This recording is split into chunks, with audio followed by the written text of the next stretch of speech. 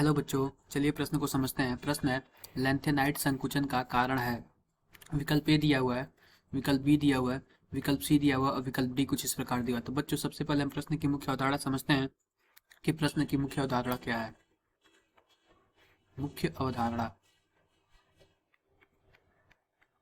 तो बच्चों लेंथेनाइट संकुचन कुछ इस प्रकार होता है। आओ बच्चों हम इसको देखते हैं। लेंथेनाइट संकुचन किसे कहते हैं? तो जो लेंथेनाइट संकुचन होता है, लेंथेनाइट श्रेणी में बाएं से दाएं जाने पर, लिख देते हैं यहाँ पे, लेंथेनाइट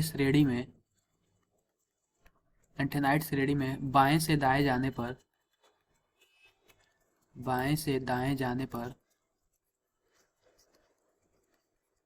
जाने पर लेंथेनाइट तत्व की परमाणविक आयनिक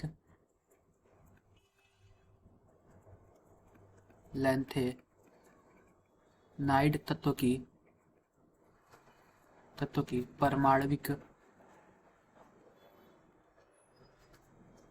परमाणविक व आयनिक त्रिज्याएं क्रमशः घटती है। त्रिज्या क्रमशः घटती है।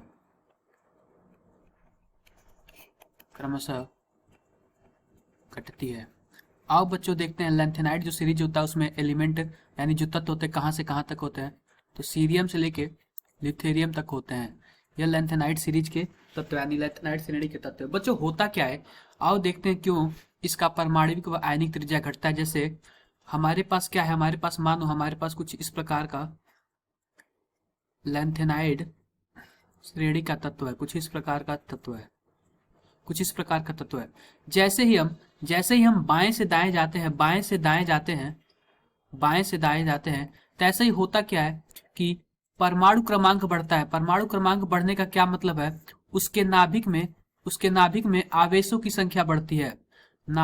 आवेशों की संख्या बढ़ती है, जबकि कोष तो उतने ही रहते हैं। जिसकी वजह से क्या होता है कि जो बाहरी इलेक्ट्रॉन है इनका आकर्षण नाभिक से बहुत ही ज्यादा हो जाता है।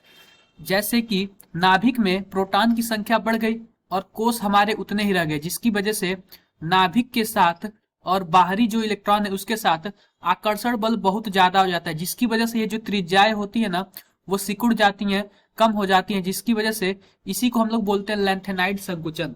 तो जैसे जैसे हम बाएं से दाएं जाते